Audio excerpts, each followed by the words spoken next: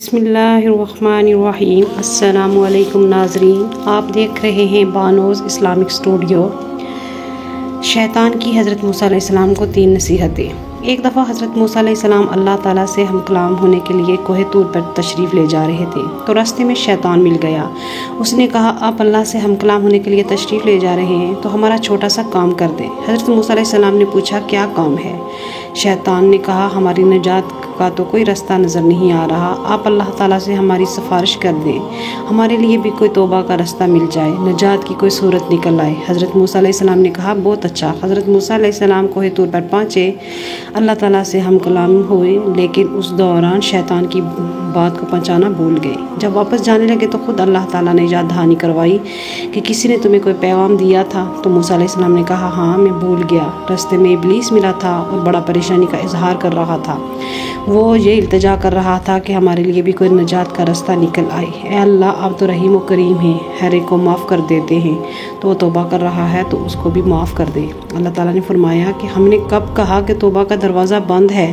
ہم تو معاف کرنے کو تیار ہیں، اس کو کہہ دو کہ توبہ قبول ہو جائے گی۔ اس کا طریقہ کار یہ ہے کہ اس وقت ہم نے تمہیں کہا تھا آدم علیہ السلام کو سجدہ کر لے، اس وقت تو نے ہماری بات نہیں مانی۔ ابھی معاملہ بہت آسان ہے، ان کی قبر پر جا کر سجدہ کر لے۔ حضرت موسیٰ علیہ السلام نے کہا، یہ تو معافی کا معاملہ بہت ہی آسان ہو گیا۔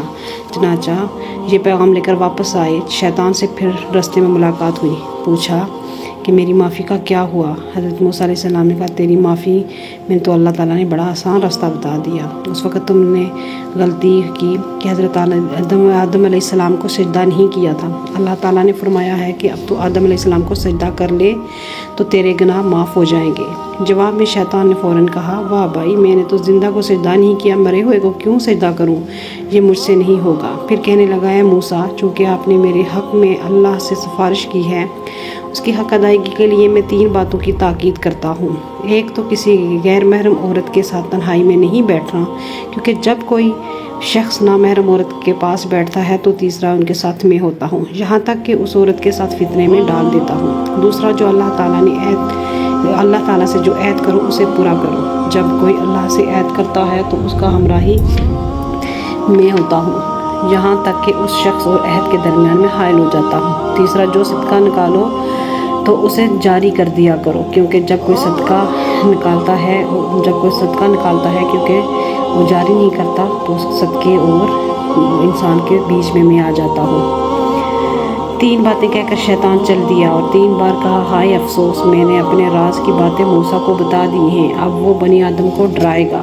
تو ناظرین، جن 3 باتوں کا ذکر یہاں کیا گیا ہے، ان باتوں سے بچنے کی کوشش کریں۔